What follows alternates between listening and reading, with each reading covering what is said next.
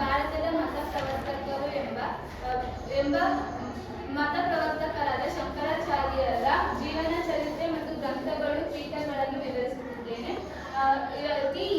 ಅತಿ ಪ್ರಾಚೀನವೂ ಪವಿತ್ರವೂ ಆದ ಸನಾತನ ಧರ್ಮವನ್ನು ಪುನರ್ಜೀವನಗೊಳಿಸಿದ ಮಹಾಮಹಿಮರಲ್ಲಿ ಶಂಕರಾಚಾರ್ಯರು ಪ್ರಮುಖ ಪಾತ್ರವನ್ನು ವಹಿಸಿದ್ದಾರೆ. ಇವರು ಕ್ರಿಸ್ತ ಶಕ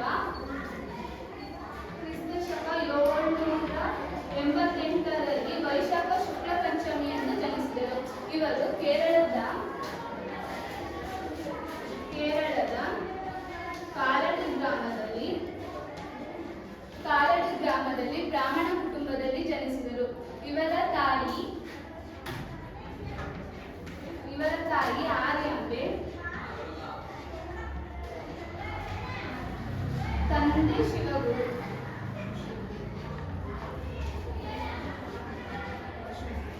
ಇವರ ತಾಯಿಗೆ ಇವರು ಗುರುಗಳಾಗುವುದು 7ನೇ ವಯಸ್ಸಿನಲ್ಲೇ ಎಲ್ಲ ಸೂತ್ರಗಳಲ್ಲೂ ಪಾಂಡಿತ್ಯವನ್ನು ಪಡೆದಿದ್ದರು. ಇವರು ಗೋವಿಂದ ಭಗವತ್ಪಾದರೆಂಬ ಗುರುಗಳಿಂದ ವೇದಶಾಸ್ತ್ರವನ್ನು ಅಧ್ಯಯನ ಮಾಡಿದರು. ಶಂಕರರು ಉಪನಿಷತ್ತು ಮತ್ತು ಬ್ರಹ್ಮಸೂತ್ರಗಳ ಆಳವಾದ ಅಧ್ಯಯನ ಮಾಡಿ ಅದ್ವೈತ ಸಿದ್ಧಾಂತವನ್ನು ಪ್ರತಿಪಾದಿಸುತ್ತಿದ್ದರು.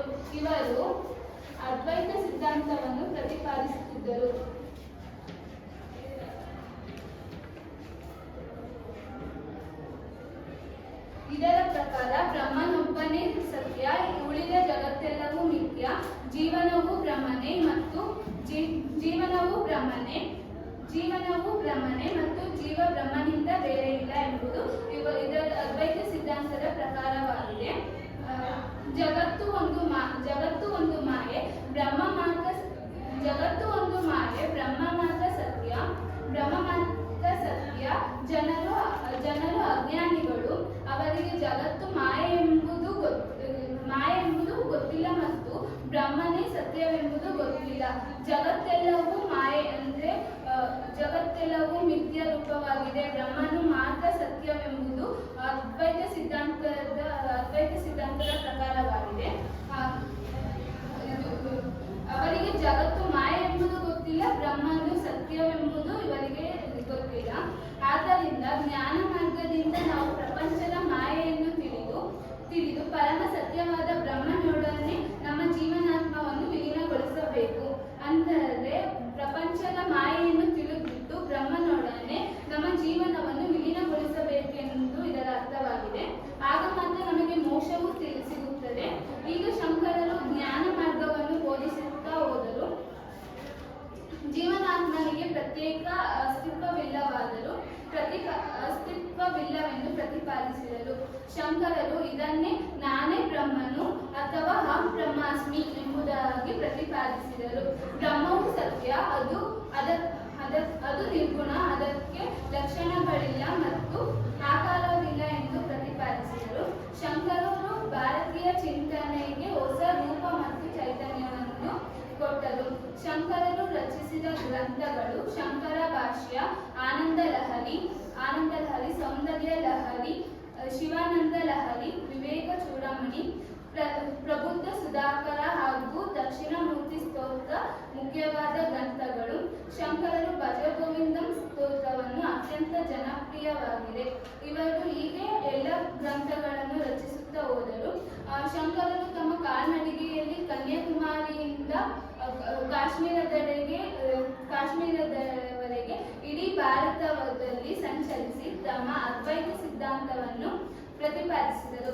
ತಮ್ಮ ಅದ್ವೈತ ಸಿದ್ಧಾಂತದ ಪ್ರಚಾರಕ್ಕಾಗಿ ಭಾರತದಲ್ಲಿ ನಾಲ್ಕು ದಿಕ್ಕುಗಳಲ್ಲಿ 4 ಪೀಠಗಳನ್ನು ರಚಿಸಿದರು. ಅವುಗಳೆಂದರೆ ಶಂಕರಾಚಾರ್ಯರು ಸ್ಥಾಪಿಸಿದ ಪೀಠಗಳು: ಬದರಿನಾಥ್ ಜೋಗಿ ಪೀಠ, ಪುರಿ ಗೋವರ್ಧನ ಪೀಠ, ದ್ವಾರಕಾ ಕಾಳಿಕ ಪೀಠ, ಶೃಂಗೇರಿ ಶಾರದಾ ಪೀಠ. ಹೀಗೆ ಇಡೀ ಪ್ರಪಂಚವನ್ನು ಸುತ್ತಿ ಅದ್ವೈತ ಸಿದ್ಧಾಂತವನ್ನು ಪ್ರತಿಪಾದಿಸಿದರು. ಧನ್ಯವಾದಗಳು. ನನ್ನ ಹೆಸರು ಬೇಷಕ. ನಾನು 9ನೇ ತರಗತಿಯಲ್ಲಿ ಓದುತ್ತಿದ್ದೇನೆ. ನನ್ನ ಸ್ನೇಹಿತೆ ಹೇಳಿದಾಗೆ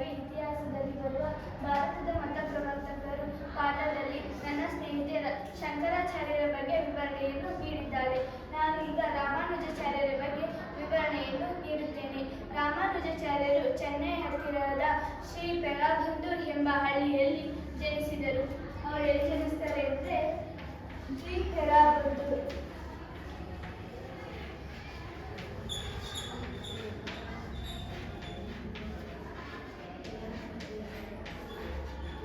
ಅಲ್ಲಿ ಜನಿಸಿದರು. ಅವರ ತಂದೆ ಹೆಸರು ಕೇಶವ ಸೋಮಯಾಜಿ, ತಾಯಿ ಕ್ರಾಂತಿ ಮಾತೆ. ಇವರು ದಕ್ಷಿಣದಲ್ಲಿ ಪ್ರಸಿದ್ಧ ವಿಶ್ವ ಕೇಂದ್ರವಾಗಿದ್ದ ಕಂಚಿಯಲ್ಲಿ ಯಾದವ ಪ್ರಕಾರರ ಬಳಿ ವೇದ ಉಪನಿಷತ್ತುಗಳ ಅಧ್ಯಯನವನ್ನು ಕೂಡ ಮಾಡಿದ್ದಾರೆ. ಅವರು ಯಾರ ಹತ್ರ ಅಧ್ಯಯನ ಮಾಡಿದ್ರು ಅಂದರೆ ವೇದಗಳ ಉಪನಿಷತ್ತುಗಳನ್ನು ಯಾದವ ಪ್ರಕಾರದ ಬಳಿ.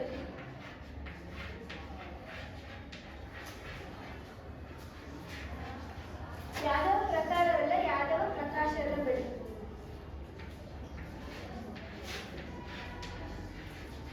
ಯಾದವ ಪ್ರಕಾಶರ ಬಳಿ ವೇದ ಉಪನಿಷತ್ತುಗಳ ಅಧ್ಯಯನವನ್ನು ಮಾಡಿದ್ದಾರೆ. ನಂತರ ಶ್ರೀಲಂಕಾಕ್ಕೆ ಹಿಂತಿರುಗಿ ಅಲ್ಲಿನ ಮಠದ ಪೀಠಾಧಿಕಾರಿ ಕೂಡ ಆಗಿದ್ದರು. ಶೈವ ಧರ್ಮವನ್ನು ಅವಲಂಬಿಸಿದ ಚೋಳರ ದೊರೆ ರಾಮಾನುಜಾಚಾರ್ಯರಿಗೆ ಕಿರುಕುಳ ಕೊಡುತ್ತಿದ್ದ ಎಂಬುದು ತಿಳಿದು ಬಂದಿದೆ. ಆಗ ಕರ್ನಾಟಕದಲ್ಲಿ ಹೊಯ್ಸಳ ದೊರೆ ವಿಷ್ಣುವರ್ಧನನು ರಾಮಾನುಜಾಚಾರ್ಯರನ್ನು ಅವರ ಆಸ್ಥಾನಕ್ಕೆ ಸ್ವಾಗತಿಸಿದರು. ಆಗ ರಾಮಾನುಜಾಚಾರ್ಯರು ಮತ್ತು ವಿಷ್ಣುವರ್ಧನನು ಸೇರಿ ಮೇಲುಕೋಟೆಯಲ್ಲಿ ಚೆಲುವ ನಾರಾಯಣ ಎಂಬ ದೇವಸ್ಥಾನವನ್ನು ಕಟ್ಟಿಸುತ್ತಾರೆ. ಅವರು ಕಟ್ಟಿಸಿದ ದೇವಾಲಯ ಯಾವುದು ಅಂದರೆ ಚೆಲುವ ನಾರಾಯಣ.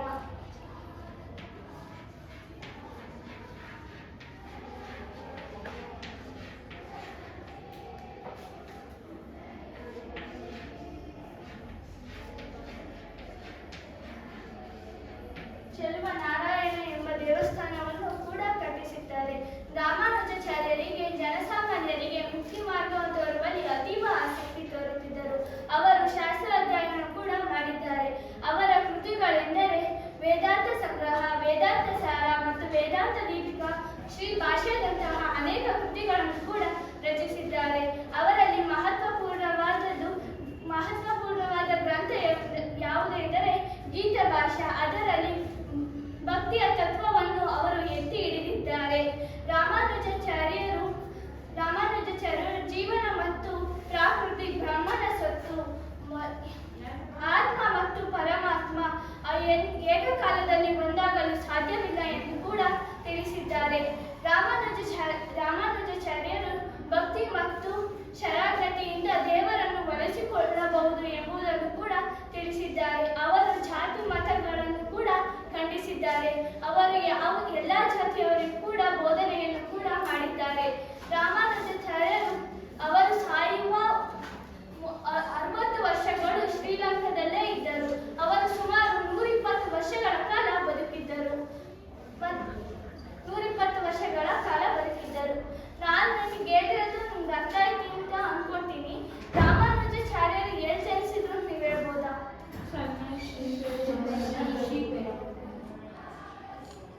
ಮತ್ತೆ ಅವರ ಪವಿತ್ರ ಗ್ರಂಥ ಯಾವುದು? ಅವರ ಪವಿತ್ರ ಗ್ರಂಥ ಯಾವುದು ಎಂದರೆ ವಿಶಿಷ್ಟಾದ್ವೈತ. ಅವರ ಪವಿತ್ರ ಅವರ ಸಿದ್ಧಾಂತ ಯಾವುದು ಎಂದರೆ ವಿಶಿಷ್ಟಾದ್ವೈತದಲ್ಲಿ ಅವರು ಆಧರಿಸಿದ ಮಂತ್ರವನ್ನು ಶ್ರೀ ವೈಷ್ಣವ ಮಂತ್ರ ಎಂದು ಕೂಡ ಕರೆಯುತ್ತಾರೆ. ಆದ್ದರಿಂದ ಅವರ ಶಿಷ್ಯರನ್ನು ವೈಷ್ಣವರು ಎಂದು ಕೂಡ ಕರೆಯುತ್ತಾರೆ. ಅವರಿಗೆ ಶಿಷ್ಯರು 76 ಜನ ಶಿಷ್ಯರಿರುತ್ತಾರೆ ಮತ್ತು ಅವರ ಅನುಯಾಯಿಗಳು ಕೂಡ ಆಗಿರುತ್ತಾರೆ. ರಾಮಾನುಜಾಚಾರ್ಯರ ವೈಷ್ಣವ ಮಠಗಳು ಯಾವುವು ಎಂದರೆ ಯತಿರಾಜ ಮಠ ಮೇಲುಕೋಟೆ, ಪರಕಾಲ ಮಠ ಮೈಸೂರು, ಹಬ್ಬುವಿಲ ಮಠ ಆಂಧ್ರ ಪ್ರದೇಶ, ಅಂಡಮಾನ್ ಮಠ ಶ್ರೀಲಂಕಾ, ಮೇಲ್ ಮಠ ಸುಚಿಂದ್ರ ಎಂಬ ವೈಷ್ಣವ ಮಠಗಳನ್ನು ಕೂಡ ನಾವು ನೋಡಬಹುದು. ಧನ್ಯವಾದಗಳು. ನನ್ನ ಹೆಸರು ಮಿಲನ. ನಾನು 9ನೇ ತರಗತಿಯಲ್ಲಿ ಅಧ್ಯಯನ ಓದುತ್ತಿದ್ದೇನೆ. ಇವತ್ತು ನಾವು ಇತಿಹಾಸದಲ್ಲಿನ ಭಾರತದ ಮತಪ್ರವರ್ತಕರು ಪಾಠದ 3ನೇ ಮತಪ್ರವರ್ತಕರಾದ ಮಧ್ವಾಚಾರ್ಯರ ಬಗ್ಗೆ ನಾನು ತಿಳಿಸುತ್ತೇನೆ. ಮೊದಲಿಗೆ ಅವರ ಭಾವಚಿತ್ರವನ್ನು ನಾವು ಗಮನಿಸೋಣ. ನೋಡ್ತಿದ್ದೀರಲ್ಲ ಎಲ್ಲ ಭಾವಚಿತ್ರನ? ಮಧ್ವಾಚಾರ್ಯ ಮಧ್ವಾಚಾರ್ಯರ ಜೀವನವನ್ನ ತಿಳ್ಕೊಳ್ಳೋಕಾದ್ರೆ ಮಧ್ವಾಚಾರ್ಯರು ಕರ್ನಾಟಕದ ಉಡುಪಿ ಹತ್ತಿರದ ಪಾಜಕ ಗ್ರಾಮದಲ್ಲಿ ಜನಿಸಿದರು. ಮಧ್ವಾಚಾರ್ಯರು ಎಲ್ಲಿ ಜನಿಸಿದ್ರು? ಉಡುಪಿ ಹತ್ತಿರದ ಪಾಜಕ ಗ್ರಾಮದಲ್ಲಿ ಜನಿಸಿದರು. ಇವರು ಮಧ್ಯಗೇಹ, ನಾರಾಯಣ ಭಟ್ಟ ಮತ್ತು ವೇದವತಿಯವರ ಮಗನಾಗಿ ಜನಿಸಿದರು.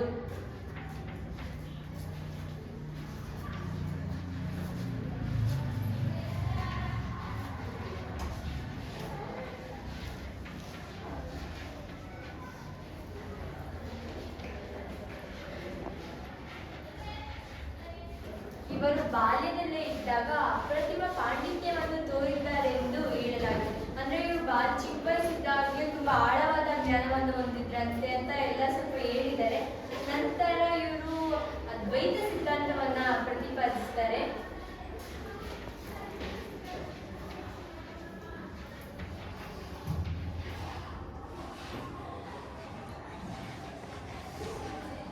ಇವರ ಗುರುಗಳು ಅಚ್ಯುತ ಪ್ರೇಕ್ಷ. ಇವರಿಂದ ಇವರು ವೇದ ಮತ್ತು ಉಪನಿಷತ್ತನ್ನು ಅಭ್ಯಾಸ ಮಾಡುತ್ತಾರೆ. ಇವರು ತಮ್ಮ ಗುರುಗಳನ್ನೇ ಧರ್ಮಶಾಸ್ತ್ರಗಳ ವಾದದಲ್ಲಿ ಸೋಲಿಸಿದ್ದಾರೆ ಅಂತ ಹೇಳ್ತಾರೆ. ಇವ್ರ ಗುರುಗಳ ಹತ್ರನೇ ಇವ್ರು ಪಾಠ ಕಲ್ತ್ಬಿಟ್ಟು ಆಮೇಲೆ ಅವ್ರ ಗುರುಗಳೇ ಧರ್ಮಶಾಸ್ತ್ರ ವಾದ ಮಾಡ್ತಿರ್ತಾರಲ್ಲ ಅವಾಗ ಗುರುಗಳನ್ನೇ ಸೋಲಿಸಿದ್ದಾರೆ ಅಂತ ಹೇಳ್ತಾರೆ. ಆ ನಂತರ ದ್ವೈತ ಎಂದರೆ ಜೀವ ಮತ್ತೆ ಪರಮಾತ್ಮ ಬೇರೆ ಬೇರೆ ಎಂಬುದು ದ್ವೈತದ ಅರ್ಥವಾಗಿದೆ. ಇನ್ನು ಮಧ್ವಾಚಾರ್ಯರು ದ್ವೈತ ಸಿದ್ಧಾಂತ ರಚಿಸಿದ್ರು. ಆಮೇಲೆ ಅವರು ಇದನ್ನ ಪ್ರತಿಪಾದಿಸಬೇಕಾದ್ರೆ ಬೇರೆ ಬೇರೆ ಸ್ಥಳಗಳಿಗೆಲ್ಲ ಭೇಟಿ ಕೊಡ್ತಿದ್ರು. ಅಲ್ಲಿ ನಡೀತಿದ್ದಂಥ ಚರ್ಚೆಗಳಲ್ಲೆಲ್ಲ ಮಧ್ವಾಚಾರ್ಯರು ಭಾಗವಹಿಸ್ತಾ ಇದ್ರು. ಮತ್ತೆ ಉಡುಪಿಯಲ್ಲಿ ಕೃಷ್ಣನ ವಿಗ್ರಹವನ್ನ ಪ್ರತಿಷ್ಠಾಪಿಸಿದ್ರು. ಅಲ್ಲಿ ಮತ್ತೆ ಪೂಜೆ ಮಾಡೋದಕ್ಕೆ ಯತಿಗಳನ್ನ ನಿಯೋಜಿಸಿದ್ರು. ಮತ್ತೆ ಪೂಜೆ ಮಾಡದೆ ಇವರೇ ಹೊಣೆ ಹೊತ್ಕೊಂಡು ಮತ್ತೆ ಅಷ್ಟಮಠಗಳ ರೂಪುಗೊಂಡವು. ಮಧ್ವಾಚಾರ್ಯರ ಪ್ರಕಾರ ಜಗತ್ತು ಮಾಯೆಯಲ್ಲ, ಜಗತ್ತು ಒಂದು ಮಾಯೆ ಅಲ್ಲ. ಯಾವಾಗಲೇ ಶಂಕರಾಚಾರ್ಯರು ಹೇಳಿದಂಗೆ ಜಗತ್ತು ಒಂದು ಮಾಯೆ ಅಂತ ಹೇಳ್ತಾರೆ. ಆದ್ರೆ ಮಧ್ವಾಚಾರ್ಯರು ಜಗತ್ತು ಒಂದು ಮಾಯೆಯಲ್ಲ ಅಂತ ಹೇಳ್ತಾರೆ. ಅದು ಪರಮಾತ್ಮನಷ್ಟೇ ಸತ್ಯವಾಗಿ. ನೀವೇ ದೇವರು ಪರಮಾತ್ಮ ಹೆಂಗಿದೆ ಅಂತ ನಂಬ್ತಿರೋ, ಆದ್ರೆ ಜಗತ್ತು ಕೂಡ ಮಾಯೆಯಲ್ಲ ಅಂತ ಅನ್ನೋದು ನಂಬಬೇಕು ಅಂತ ಹೇಳ್ತಾರೆ. ಇವುಗಳಲ್ಲಿ ಈಶ್ವರ ಮಾತ್ರ ಸ್ವತಂತ್ರವಾಗಿರ್ತಾರೆ. ಉಳಿದ ಜಗತ್ತು ನಿತ್ಯ ರೂಪವಾಗಿದೆ. ಉಳಿದ ಜಗತ್ತೆಲ್ಲ ಭ್ರಮೆ ಅಂತ ಹೇಳ್ತಾರೆ. ನಂತರ ಪರಮಾತ್ಮನಿಗೂ ಜೀವಿಗಳಿಗೂ ಸ್ವಾಮಿ ಸೇವಕ ಸಂಬಂಧವಿದೆ. ಪರಮಾತ್ಮನಂದ್ರೆ ದೇವಿಗೆ ಸ್ವಾಮಿ ಅಂತಾರೆ. ಮತ್ತೆ ನಾವೆಲ್ಲ ಜೀವಿಗಳು ಅಂದ್ರೆ ನಾವೇ ಅವರೆಲ್ಲ ಸೇವಕರು, ಸ್ವಾಮಿ ಸೇವಕರು ಅಂತ ಹೇಳ್ತಾರೆ. ವಿಷ್ಣು ಅಥವಾ ನಾರಾಯಣ ಒಬ್ಬನೇ ಸರ್ವೋತ್ತಮ. ವಿಷ್ಣು ಅಥವಾ ನಾರಾಯಣ, ವಿಷ್ಣು ಅಂದ್ರೆ ತುಂಬಾ ಹೆಸರುಗಳಿದೆ. ಕೃಷ್ಣ, ನಾರಾಯಣ, ಗೋವಿಂದ, ನರಸಿಂಹ ಅಂತ ತುಂಬಾ ಅವತಾರ ಇರ್ತಾರೆ. ಅದರಲ್ಲಿ ವಿಷ್ಣುಗೆ ತುಂಬಾ ಹೆಸರಿಂದ ಕರೀತಾರೆ. ಅದರಲ್ಲಿ ವಿಷ್ಣು ಅಥವಾ ನಾರಾಯಣ ಒಬ್ಬನೇ ಸರ್ವೋತ್ತಮ ಅಂತ ಹೇಳ್ತಾರೆ. ವಿಷ್ಣುವನ್ನು ಭಕ್ತಿಯಿಂದ ಪೂಜಿಸುವುದರಿಂದ ನಮಗೆ ಆತ್ಮೋದ್ಧಾರ, ಮೋಕ್ಷ ಸಿಗುತ್ತೆ ಅಂತ ಹೇಳ್ತಾರೆ. ಆತ್ಮೋದ್ಧಾರ ಅಂದ್ರೆ ಮೋಕ್ಷ, ಮುಕ್ತಿಯನ್ನು ನಾವು ಪಡಿಬೋದು ಅಂತ ಹೇಳ್ತಾರೆ. ಮಧ್ವಾಚಾರ್ಯರ ಕೆಲವು ಪ್ರಮುಖ ಕೃತಿಗಳನ್ನು ನಾನು ಇಲ್ಲಿ ಬರ್ತಿದ್ದೀನಿ. ನೀವೊಂದ್ಸಲಿ ಹೇಳಕ್ಕಾಗುತ್ತಾ?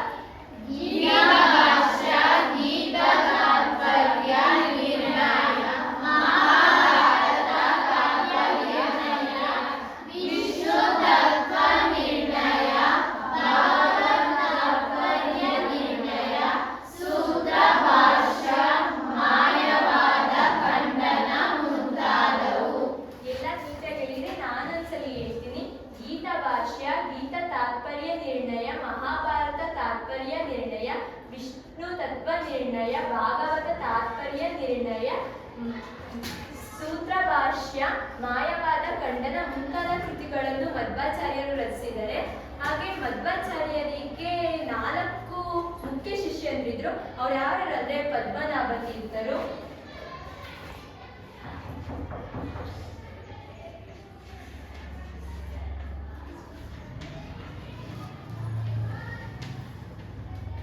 ನರಹರಿ ತೀರ್ಥರು,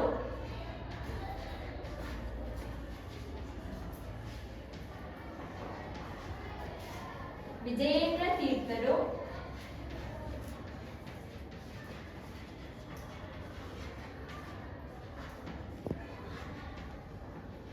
ಹಾಗೆ ವಾದಿರಾಜ ತೀರ್ಥರು.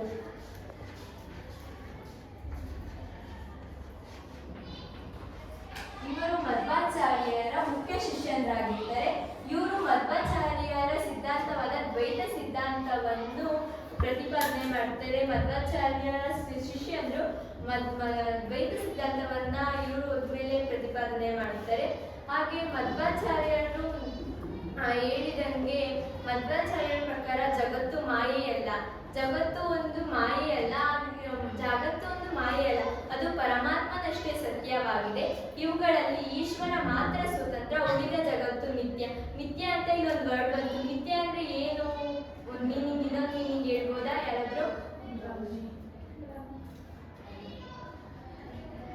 ನೀವ್ ಹೇಳಿದ್ ಕರೆಕ್ಟು. ಭ್ರಮೆ, ನಿತ್ಯ ಅಂದ್ರೆ ಇನ್ನೊಂದು ವರ್ಡು ಭ್ರಮೆ ಅಂತ ಹೇಳ್ತಾರೆ. ಪರಮಾತ್ಮನಿಗೂ ಜೀವಿಗಳಿಗೂ ಸ್ವಾಮಿ ಸೇವಕ ಸಂಬಂಧವೇ. ಈಗೆಲ್ಲ ನಾವೆಲ್ಲ ಈಗ ಪರಮಾತ್ಮ ದೇವರು ದೇವರು ಅಂತೆಲ್ಲ ಪೂಜೆ ಮಾಡ್ತೀವಿ. ಈಗ ನಾವು ಅವರೆಲ್ಲ ಸೇವೆ ಮಾಡಲ್ವಾ? ನಾವು ಜೀವಿಗಳೆಲ್ಲ ದೇವರ ಸೇವಕ ಅಂತ ಹೇಳ್ತಾರೆ ಮಧ್ವಾಚಾರ್ಯರು. ವಿಷ್ಣು ಅಥವಾ ನಾರಾಯಣ ಒಬ್ಬನೇ ಸರ್ವೋತ್ತಮ. ವಿಷ್ಣು ಮತ್ತೆ ನಾರಾಯಣ ಇಡೀ ಜಗತ್ತಿಗೆ ಅವನೇ ಸರ್ವೋತ್ತಮ ಅಂತ ಹೇಳ್ತಾರೆ. ಮತ್ತೆ ವಿಷ್ಣುವನ್ನು ಭಕ್ತಿಯಿಂದ ಪೂಜಿಸುವುದರಿಂದ ಆತ್ಮೋದ್ಧಾರ ಅಥವಾ ಮುಕ್ತಿ ಸಾಧ್ಯವೆಂದು ತಿಳಿಸಿದರು. ವಿಷ್ಣುವನ್ನು ನಾವು ಪೂಜಿಸೋದ್ರಿಂದ ನಮಗೆ ಆತ್ಮೋದ್ಧಾರ ಅಥವಾ ಮುಕ್ತಿ ಮೋಕ್ಷವನ್ನ ಸಿಗುತ್ತೆ ಅಂತ ಮಧ್ವಾಚಾರ್ಯರು ತಿಳಿಸ್ತಾರೆ. ಇಷ್ಟು ಹೇಳಕ್ ನಂಗೆ ಅವಕಾಶ ಮಾಡಿಕೊಟ್ಟೆ. ನಿಮ್ಮೆಲ್ಲರೂ ನಾನು ಥ್ಯಾಂಕ್ಸ್ ಹೇಳಕ್ ಇಷ್ಟಪಡ್ತೀನಿ. ನನ್ನ ಹೆಸರು ನಯನ. 9ನೇ ತರಗತಿಯಲ್ಲಿ ವಿದ್ಯಾಭ್ಯಾಸ ಮಾಡುತ್ತಿದ್ದೇನೆ. ಈಗ ನಾನು ಬಸವಣ್ಣನವರ ಕಿರು ಪರಿಚಯವನ್ನು ಮಾಡುತ್ತೇನೆ. ಸಾಂಸ್ಕೃತಿಕ ನಾಯಕ ವಿಶ್ವಗುರು ಬಸವಣ್ಣ. ಇವರು ಸಾಂಸ್ಕೃತಿಕದ ನಾಯಕ ಆಗಿರ್ತಾರೆ. ಇವರು ಬಸವಣ್ಣನವರು 1134ರಲ್ಲಿ ಜನಿಸುತ್ತಾರೆ.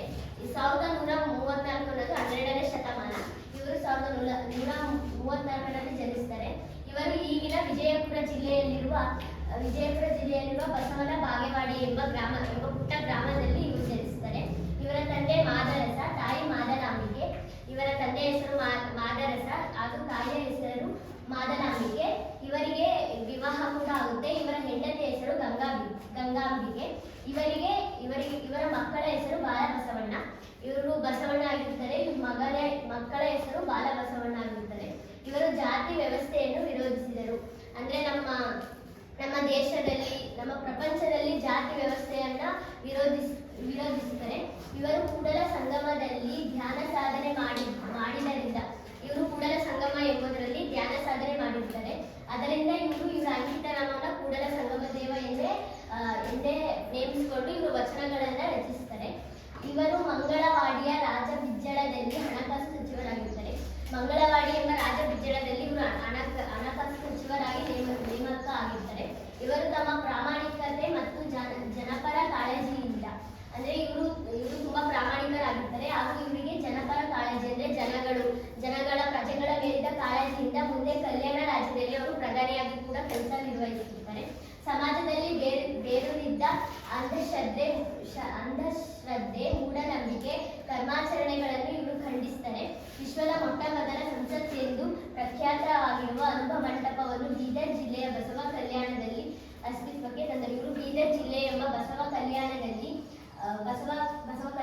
ಅನುಭವ ಮಂಟಪವನ್ನು ಇವರು ಅಸ್ತಿತ್ವಕ್ಕೆ ತರ್ತಾರೆ. ಬಸವಣ್ಣನವರು ಆರ್ಥಿಕ, ಸಾಮಾಜಿಕ, ಧಾರ್ಮಿಕ ಸುಧಾರಣೆಗೆ ಕಾರಣರಾಗಿರ್ತಾರೆ. ಇವರು ಆತ್ಮ ಕಲ್ಯಾಣದ ಜೊತೆಗೆ ಲೋಕ ಕಲ್ಯಾಣದ ಕಾರ್ಯಗಳನ್ನು ಮಾಡ್ತಾರೆ. ನಮ್ಮ ಆತ್ಮ ಕಲ್ಯಾಣದ ಜೊತೆ ಮತ್ತೆ ಲೋಕ ಕಲ್ಯಾಣ ಕೂಡ ಇವರು ಎಂಬ ಕಾರ್ಯಗಳನ್ನು ಮಾಡಿರ್ತಾರೆ. ಬಸವಣ್ಣನವರು ಅರಿವನ್ನೇ ಗುರುವಾಗಿಸಿಕೊಂಡು ಇಷ್ಟಲಿಂಗದ ಪರಿಕಲ್ಪನೆಯೊಂದಿಗೆ ದೇಹವೇ ದೇಗುಲವೆಂದು ಅಂದ್ಕೊಂಡಿದ್ದರು. ದೇವಾಲಯಗಳನ್ನು ಕೊಡ್ತಾರೆ. ಬಸವಣ್ಣನವರು ಜಾತ್ಯತೀತ, ಲಿಂಗಾತೀತ. ಜಾತ್ಯತೀತ ಅಂದರೆ ಬೇರೆ ಜಾತಿ, ಕೀಳ್ ಜಾತಿ, ಮೇಲ್ಜಾತಿಗೆಲ್ಲ ವಿರೋಧಿಸಿ, ಲಿಂಗಾತೀತವನ್ನು ವಿರೋಧಿಸಿ ಅಂತಹ ಸಮಾಜವನ್ನು ಕಲ್ಯಾಣದಲ್ಲಿ ನೆಲೆಗೊಳಿಸುತ್ತಾರೆ. ಸಮಾಜದಲ್ಲಿ ಎಲ್ಲರೂ ಸಮನಾಗಿರಬೇಕು ಎಂಬ ಸಮಾಜವನ್ನು ನೆಲೆಗೊಳಿಸುತ್ತಾರೆ. ಇವರು ಸ್ಥಾವರ ಕಳಿವುಂಟು, ಜಂಗಮ ಕಳಿವಿಲ್ಲ. ಹಾಗೆಯೇ ಕಾಯಕದ ಬಗ್ಗೆ ತುಂಬಾ ಅರ್ಥಪೂರ್ಣವಾಗಿ ಹೇಳಿದ್ದಾರೆ. ಕಾಯಕವೇ ಕೈಲಾಸ ಎಂದು ಬಸವಣ್ಣನವರು ಕಾಯಕದ ಮಹತ್ವವನ್ನು ತಿಳಿಸಿರ್ತಾರೆ. ಇವರು ದುಡಿಮೆಯ ಸಂಸ್ಕೃತಿಯನ್ನು ಬೆಳೆಸುವ ಕಾಯಕ ತತ್ವಕ್ಕೂ ಒತ್ತು ಕೊಟ್ಟಿರ್ತಾರೆ. ಇವರು ಕಾಯಕದ ಬಗ್ಗೆ ತುಂಬಾ ಮಹತ್ವ ಕೊಟ್ಟು ದುಡಿಮೆಯ ಸಂಸ್ಕೃತಿಯನ್ನು ಬೆಳೆಸುವ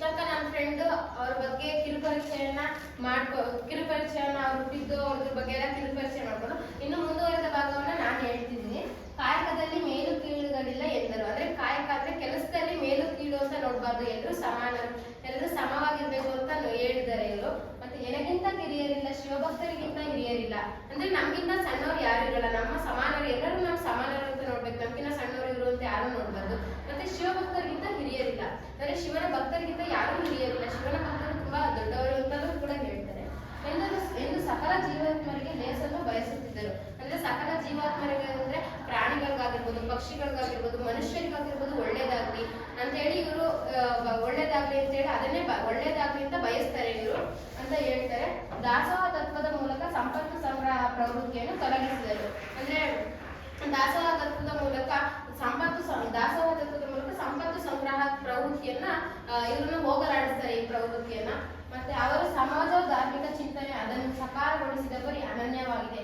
ಅಂದ್ರೆ ಸಮಾಜ ಧಾರ್ಮಿಕ ಚಿಂತನೆ ಅಂದ್ರೆ ಸಮಾಜದಲ್ಲಿನ ಧಾರ್ಮಿಕ ಚಿಂತನೆಯನ್ನು ಅದನ್ನು ಸಕಾರಗೊಳಿಸಿದವರು ಅನನ್ಯವಾಗಿದೆ. ಅಂದ್ರೆ ಸಕಾರ ಅಂದ್ರೆ ಎಲ್ಲಾ ಕಡೆ ಹರಡಿಸಿದವರು ಅದೊಂದೇ ಆಗಿದೆ. ಅನನ್ಯ ಅಂದ್ರೆ ಒಂದು ಅಂತ, ಅದು ಒಂದೇ ಆಗಿದೆ ಅಂತ ಹೇಳ್ತಾರೆ. ಮತ್ತು ಅವರ ಸ್ತ್ರೀಯರ ಸ್ವತಂತ್ರ ಸಮಾನತೆಯನ್ನು ಪ್ರತಿಪಾದಿಸಿದರು. ಅಂದ್ರೆ ಸ್ತ್ರೀಯರ ಸಮಾನತೆ ಅಂದ್ರೆ ಗಂಡ್ಮಕ್ಳಿಗೆ ಅಷ್ಟೇ ಹಕ್ಕಿಲ್ಲ, ಹೆಣ್ಮಕ್ಳಿಗೂ ಕೂಡ ಹಕ್ಕಿದೆ. ಹೆಣ್ಮಕ್ಳು ಕೂಡ ಎಲ್ಲದರಲ್ಲೂ ಸಮಾನರಾಗಿರ್ಬೇಕು, ಹೆಣ್ಮಕ್ಳು ಕೂಡ ಸಮಾನರಾಗಿರ್ಬೇಕು ಅಂತ ಕೂಡ ಹೇಳ್ತಾರೆ. ಅದನ್ನು ಕೂಡ ಹೇಳ್ತಾರೆ, ಹೆಣ್ಮಕ್ಳು ಯಾವ್ದ್ರಲ್ಲೂ ಕಮ್ಮಿ ಇಲ್ಲ, ಎಲ್ಲದರಲ್ಲೂ ಗಂಡ್ಮಕ್ಳಿಗೂ ಸಮಾನ. ಗಂಡ್ಮಕ್ಳಿಗೆ ಎಷ್ಟು ಹಕ್ಕಿದೆಯೋ ಅಷ್ಟೇ ಹಕ್ಕು ಹೆಣ್ಮಕ್ಳಿಗೂ ಇರ್ಬೇಕು ಅಂತ ಹೇಳ್ತಾರೆ. ವಿಶ್ವದ ಜನರೆಲ್ಲರೂ ಸಮಾನರು. ಅಂದ್ರೆ ವಿಶ್ವದ ಅಂದ್ರೆ ಪ್ರಪಂಚದಲ್ಲಿರೋ ಎಲ್ಲಾ ಜನರು ಕೂಡ ಸಮಾನರು. ಯಾರು ಮೇಲಲ್ಲ, ಯಾರು ಕೀಳಲ್ಲ, ಯಾರು ದೊಡ್ಡವರಲ್ಲ, ಚಿಕ್ಕವರಲ್ಲ, ಯಾರು ಶ್ರೀಮಂತರಲ್ಲ, ಯಾರು ಬಡವರಲ್ಲ ಅಂತ ಹೇಳಕ್ ಬರಲ್ಲ. ಎಲ್ಲರೂ ಸಮಾನರು ಅಂತ ಹೇಳ್ತಾರೆ. ಪ್ರಪಂಚದಲ್ಲಿರೋ ಎಲ್ಲಾ ಜನರು ಕೂಡ ಸಮಾನರು ಅಂತ ಹೇಳ್ತಾರೆ. ಹುಟ್ಟಿನಿಂದ ಯಾರು ಕೂಡ ಅಸ್ಪೃಶ್ಯರಲ್ಲ ಎಂದು ಬಸವಣ್ಣನವರು ಸಾರಿದರು. ಅಸ್ಪೃಶ್ಯ ಅಂದ್ರೆ ಅರ್ಥ ಕೀಳು ಅಂತ. ಅಸ್ಪೃಶ್ಯ ಅಂದ್ರೆ ಕೀಳು. ಹುಟ್ಟಿದ ತಕ್ಷಣ ಯಾರು ಕೂಡ ಕೀಳಾಗಲ್ಲ, ಯಾರು ಕೂಡ ಕೀಳು ಅಂತ ಅನ್ನಿಸ್ಕೊಳ್ಳಲ್ಲ ಅಂತ ಕೂಡ ಹೇಳ್ತಾರೆ ಅಂತ ಬಸವಣ್ಣನವರು ಸಾರಿ ಹೇಳ್ತಾರೆ. ಆತ್ಮ ಕಲ್ಯಾಣ ಮತ್ತು ಲೋಕ ಕಲ್ಯಾಣ ಹಿನ್ನೆಲೆಯಲ್ಲಿ ಬರೆದ ಬರಹಗಳ ವಚನಗಳು. ಕಲ್ಯಾಣ ಅಂದ್ರೆ ಈಗ ನೋಡ್ಬೋದು ಶುಭ ಅಂತ ಹೇಳ್ತಾರೆ. ಕಲ್ಯಾಣ ಅಂದ್ರೆ ಶುಭ. ಆತ್ಮ ಕಲ್ಯಾಣ ಮತ್ತೆ ಲೋಕ ಕಲ್ಯಾಣಕ್ಕೋಸ್ಕರ ಬರೆದ ಬರಹಗಳನ್ನ ಇವರು ವಚನಗಳು ಅಂತ ಹೇಳ್ಬೋದು. ಅವ್ರು ಬರೆದ ಅಂತಹ ಬರಹಗಳನ್ನ ವಚನಗಳು. ಇವು ಕನ್ನಡ ಸಾಹಿತ್ಯಕ್ಕೆ ನೀಡಿದ ವಿನೂತನ ಕೊಡುಗೆಗಳಾಗಿವೆ. ಅಂದ್ರೆ ಕನ್ನಡ ಸಾಹಿತ್ಯಕ್ಕೆ ಕೃತಿಗಳ ಮೂಲಕ, ಕವನಗಳ ಮೂಲಕ, ಕಾವ್ಯಗಳ ಮೂಲಕ ಎಷ್ಟೊಂದು ಕೃತಿಕಾರರು ನಮ್ಮ ಕನ್ನಡ ಸಾಹಿತ್ಯಕ್ಕೆ ಎಷ್ಟೊಂದು ಕೊಡುಗೆಗಳನ್ನ ನೀಡೋಗಿದ್ದಾರೆ. ಅದರಲ್ಲಿ ಬಸವಣ್ಣನವರು ಒಬ್ರು. ಬಸವಣ್ಣನವರು ವಚನಗಳ ಮೂಲಕ ನಮ್ಮ ಕನ್ನಡ ಸಾಹಿತ್ಯಕ್ಕೆ ಎಷ್ಟೊಂದು ಕೊಡುಗೆಗಳನ್ನ ನೀಡಿದ್ದಾರೆ. ಕನ್ನಡ ಸಾಹಿತ್ಯಕ್ಕೆ ವಚನಗಳ ಮೂಲಕ ಕನ್ನಡ ಸಾಹಿತ್ಯಕ್ಕೆ ಸಾಹಿತ್ಯಕ್ಕೆ ಕೊಡುಗೆಯನ್ನು ನೀಡಿದ್ದಾರೆ. ಮತ್ತು ವಚನಗಳು ಒಂದರ್ಥದಲ್ಲಿ ವಿಶ್ವಕ್ಕೆ ನೀಡಿದ ಸಂವಿಧಾನ ಎನ್ನಬಹುದು. ಅಂದ್ರೆ ವಚನಗಳು ಒಂದು ಅರ್ಥದಲ್ಲಿ ಹೇಳ್ಬೋದು ಅಂದ್ರೆ ಸಂವಿಧಾನ ಅಂದ್ರೆ ನಿಯಮ. ವಚನಗಳು ಒಂದು ಅರ್ಥದಲ್ಲಿ ಹೇಳ್ಬೋದು ಅಂದ್ರೆ ನಿಯಮ ಅಂತ ಕೂಡ ಹೇಳ್ಬೋದು. ವಚನ ಅಂದ್ರೆ ನಮ್ಮ ಸಂವಿಧಾನ ಅಂದ್ರೆ ಒಂದು ಅರ್ಥದಲ್ಲಿ ಹೇಳ್ಬೋದು ಅಂದ್ರೆ ಸಂವಿಧಾನ ಅಂದ್ರೆ ನಿಯಮ ಆಗಿರುತ್ತೆ ನಮ್ಮ ದೇಶಕ್ಕೆ. ಅನೇಕ ವಚನಗಳ ಮೂಲಕ ವಚನಕಾರರು ಅಂದಿನ ಸಮಾಜದಲ್ಲಿ ಲೋಪದೋಷಗಳನ್ನು ಎತ್ತಿ ತೋರಿಸಿ ಅರಿವು ಮೂಡಿಸಲು ಪ್ರಯತ್ನಿಸಿದರು. ಅಂದ್ರೆ ಆಗಿನ ಕಾಲದಲ್ಲಿ ವಚನಕಾರರು ಆಗಿನ ಕಾಲದಲ್ಲಿ ಗುಡ್ಡ ದೋಷ ಕೆಟ್ಟ ಕೆಲಸ ಅದನ್ನೆಲ್ಲ ಎತ್ತಿ ಹಿಡಿಯೋಕ್ಕೋಸ್ಕರ ವಚನಗಳ ಮೂಲಕ ಪ್ರಯತ್ನಿಸ್ತಾರೆ. ಲೋಪ ಮಾಡೋದಕ್ಕೆ ಪ್ರಯತ್ನಿಸ್ತಾರೆ. ವಚನಗಳ ಮೂಲಕ ಪ್ರಯತ್ನಿಸ್ತಾರೆ. ಅದನ್ನ ಎತ್ತಿ ಹಿಡಿಯೋಕೆ ಪ್ರಯತ್ನಿಸ್ತಾರೆ. ವಚನ ಚಳವಳಿಯ ಕಾರಣ ಅವರು ಅನುಯಾಯಿಗಳು ಜಾತಿ ವರ್ಣ ವರ್ಗ ಲಿಂಗ ಭೇದವಿಲ್ಲದೆ ಒಗ್ಗೂಡಿದರು. ಅಂದ್ರೆ ಇದಕ್ಕೊಂದು ಎಕ್ಸಾಂಪಲ್, ನಮ್ಮ ಕ್ಲಾಸಲ್ಲಿ ನಾವು ಯಾರೇ ಫ್ರೆಂಡ್ಶಿಪ್ ಮಾಡಿದ್ರು ನಾವು ಈ ಕ್ಯಾಸ್ಟ್ ಅಂತ ನೋಡಿ ನಾವು ಫ್ರೆಂಡ್ಶಿಪ್ ಮಾಡಲ್ಲ. ಎಲ್ಲರೂ ಒಂದೇ, ನಾವೆಲ್ಲರೂ ಸಮಾನರು ಅಂತ ನೋಡಿ ಫ್ರೆಂಡ್ಶಿಪ್ ಮಾಡ್ತೀವಿ ಹೊರತು ನಾವು ಈ ಕ್ಯಾಸ್ಟ್ ಅವ್ರ ಜೊತೆ ಫ್ರೆಂಡ್ಶಿಪ್ ಮಾಡ್ಬೇಕು ಅಂತ ಹೇಳಿ ನೋಡಿ ಫ್ರೆಂಡ್ಶಿಪ್ ಮಾಡಲ್ಲ. ಅದೇ ತರ ಇಲ್ಲಿ ಬಸವಣ್ಣವ್ರ ಜೊತೆ ಅವ್ರ ಅನುಯಾಯಿಗಳು ಬಸವಣ್ಣವ್ರ ಜೊತೆ ಸೇರ್ಬೇಕು ಅಂದ್ರೆ ಇವ್ರು ಈ ಕ್ಯಾಸ್ಟ್ ನೋಡಿ ಅವ್ರು ಸೇರಲ್ಲ. ಎಲ್ಲರೂ ಒಂದೇ ಅಂತೇಳಿ ಸಮಾನರು ಅಂತ ನೋಡಿ ಅವ್ರ ಅನುಯಾಯಿಗಳು ಬಸವಣ್ಣವ್ರ ಜೊತೆ ಸೇರ್ತಾರೆ. ಶ್ರೀ ಬಸವಣ್ಣನವರು ಮಾನವ ಕುಲದ ಕಲ್ಯಾಣಕ್ಕೆ ನೀಡಿರುವ ಸಂದೇಶಗಳು ಸರ್ವಕಾಲಿಕ. ಇಲ್ಲಿ ಸರ್ವಕಾಲಿಕ ಅಂದ್ರೆ ನೋಡ್ಬೋದು ಯಾವಾಗಲೂ ಅಂತ. ಸರ್ವಕಾಲಿಕ ಅಂದ್ರೆ ಯಾವಾಗಲೂ. ನಮ್ಮ ಬಸವಣ್ಣನವರು ನಮ್ಮ ಕನ್ನಡ ಸಾಹಿತ್ಯಕ್ಕೆ ತುಂಬಾ ವಚನಗಳನ್ನು ಬರೆದು ವಚನಗಳ ಮೂಲಕ ಕೊಡುಗೆಯನ್ನು ನೀಡೋಗಿದ್ದಾರೆ. ಅದು ಸರ್ವಕಾಲಿಕ ಅಂದ್ರೆ ಯಾವಾಗಲೂ ಇರುತ್ತೆ. ಅದನ್ನ ಮರೆಯಕ್ಕಾಗಲ್ಲ, ಮತ್ತೆ ಅದು ಅಳಿಸೋದಕ್ಕೂ ಆಗಲ್ಲ. ಆತರ ಯಾವಾಗಲೂ ನಮ್ಮ ಪ್ರಪಂಚದಲ್ಲಿ ಯಾವಾಗಲೂ ಕೂಡ ಅದಿರ್ತವೆ. ಅದರಿಂದ ನಾವು ಒಳ್ಳೆದ ದಾರಿಯಲ್ಲಿ ನಡಿಬಹುದು ಅಂತ ಕೂಡ ಹೇಳ್ಬೋದು. ಎಲ್ಲರನ್ನೂ ಒಳಗೊಳ್ಳುವ ಸಮಾಜದ ಆಶಯಗಳಿಗೆ ಪ್ರತೀಕ ಇವರು. ಪ್ರತೀಕ ಅಂದ್ರೆ ಇಲ್ಲಿ ಪ್ರತೀಕ ಅಂದ್ರೆ ಅವರು ಅದ್ರ ಪರವಾಗಿರ್ತಾರೆ. ಪ್ರತೀಕ ಅಂದ್ರೆ ಪರವಾಗಿ, ಪ್ರತೀಕ ಅಂದ್ರೆ ಪರವಾಗಿ. ಸಮಾಜ ಅಂದ್ರೆ ಸಮವಾದ ಸಮಾಜ, ಸಮಾನವಾಗಿ ನೋಡುವ ಸಮಾಜ ಅಂತ ಕೂಡ ಹೇಳ್ಬೋದು. ಸಮನಾಗಿ ನೋಡುವ ಸಮಾಜ. ಅದ್ರ ಕಡೆ ಪ್ರತೀಕ ಇವರು ಅಂದ್ರೆ ಅದ್ರ ಕಡೆ ಇರ್ತಾರೆ ಇವರು, ಅದರ ಪರವಾಗಿ ಇರ್ತಾರೆ ಇವರು ಅಂತ ಹೇಳ್ಬೋದು. ಇವರ ಸಂದೇಶಗಳಿಂದ ಕರ್ನಾಟಕ ರಾಜ್ಯದ ಸಂಸ್ಕೃತಿ ಹಿರಿಮೆ ದೇಶ ವಿದೇಶಗಳಲ್ಲಿ ಮತ್ತಷ್ಟು ಎತ್ತರಕ್ಕೂ ಏರಿದೆ. ಅಂದ್ರೆ ಇವರು ಎಷ್ಟೊಂದು ಎಲ್ಲ ಹೇಳಿದ್ದಾರೆ, ಎಷ್ಟೊಂದು ಸಂದೇಶಗಳನ್ನೆಲ್ಲ ನೀಡಿದ್ದಾರೆ.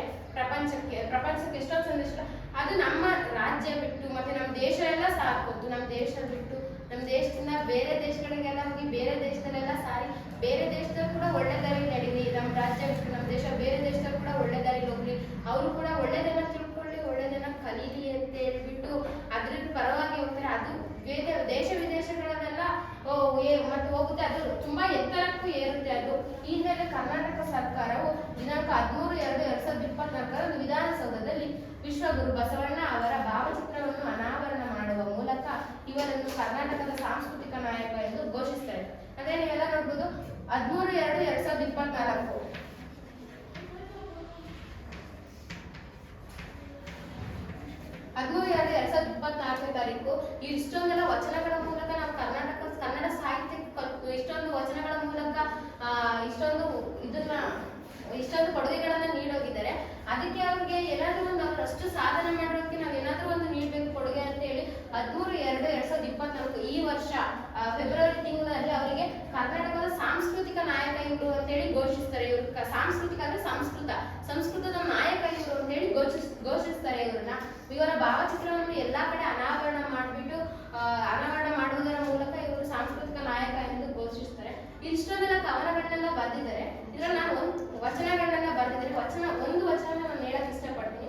ಕಳಬೇಡ ಕೊಲಬೇಡ ಹುಸಿಯ ನುಡಿಯಲು ಬೇಡ, ಮುನಿಯಬೇಡ ಅನ್ಯರಿಗೆ ಅಸಹ್ಯ ಪಡಬೇಡ, ತನ್ನ ಬಣ್ಣಿಸಬೇಡ, ಇದಿರ ಅಳಿಯಲು ಬೇಡ. ಇದೇ ಅಂತರಂಗ ಶುದ್ಧಿ, ಇದೇ ಬಹಿರಂಗ ಶುದ್ಧಿ, ಇದೇ ನಮ್ಮ ಕೂಡಲ ಸಂಗಮ ದೇವರಲ್ಲಿಸುವ ಪರಿ. ಈಗ ನಾನು ಹೇಳಕ್ ಇಷ್ಟಪಡ್ತೀನಿ. 5 ಲೈನ್ ವಚನಗಳನ್ನ ಬರೆದಿದ್ದಾರೆ ಇವರು. ಇದರಲ್ಲಿ ನಾವು ಅರ್ಥ ಹುಡುಕ್ತಾ ಹೋದ್ರೆ ಒಂದು ಪೇಜ್ಗಿನ ಜಾಸ್ತಿ ಅರ್ಥ ಬರುತ್ತೆ. ನಮ್ಮ ಜೀವನದಲ್ಲಿ ಎಲ್ಲ ಅಳವಡಿಸ್ಕೋಬೇಕಾದ ತತ್ವಗಳು ಇದರಲ್ಲಿದ್ದಾವೆ. ಎಷ್ಟೊಂದು ಅಳವಡಿಸ್ಕೋಬೇಕಾದ ತತ್ವಗಳನ್ನ ಇದಾವೆ. ಅಷ್ಟೊಂದು ಇದು ಒಂದೇ 5 ಲೈನಲ್ಲಿ ಅವ್ರು ಎಷ್ಟು ಬುದ್ಧಿ ಉಪಯೋಗಿಸಿ ಮೈಂಡ್ ಉಪಯೋಗಿಸಿ ಬರೆದಿದ್ದಾರೆ ಅಂದ್ರೆ ನಮ್ಗೆ ಎಷ್ಟು ಖುಷಿ ಆಗ್ತಿದ್ರಿಂದ ನಾವು ಎಷ್ಟೊಂದು ತಿಳ್ಕೊಬೋದು ಅಂತ ಹೇಳ್ಬೋದು.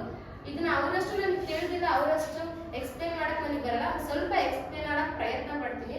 ಕಳಬೇಡ ಅಂದ್ರೆ ಕಳ್ತನ ಯಾವತ್ತೂ ಕೂಡ ನಾವು ಮಾಡಬಾರ್ದು ಅಂತ ಹೇಳ್ತಾರೆ. ಕೊಲಬೇಡ ಅಂದ್ರೆ ನಾವು ಕೊಲೆ ಮಾಡಬಾರ್ದು. ಜೀವವನ್ನು ಕೊಡೋದು ನಮಗೆ ಕೊಟ್ಟಿಲ್ಲ ದೇವರ ಶಕ್ತಿನ. ದೇವ್ರು ಕೊಡೋದಾದ್ರೆ ಜೀವನ ದೇವರೇ ತಗೊಂಡೋಗ್ಬೇಕು. ಕೊಲೆ ಮಾಡುವ ಹಕ್ಕು ನಮಗಿಲ್ಲ ಅಂತ ಹೇಳ್ತಾರೆ. ಹುಸಿಯ ನುಡಿಯಲು ಬೇಡ ಅಂದ್ರೆ ಸುಳ್ಳನ್ನ ಹೇಳ್ಬಾರ್ದು ಅಂತ ಹೇಳ್ತಾರೆ. ಮುನಿಯ ಬೇಡ ಅಂದ್ರೆ ಕೋಪ ಮಾಡ್ಕೋಬಾರ್ದು, ಮುನಿಸ್ಕೋಬಾರ್ದು ಅಂತ ಹೇಳ್ತಾರೆ.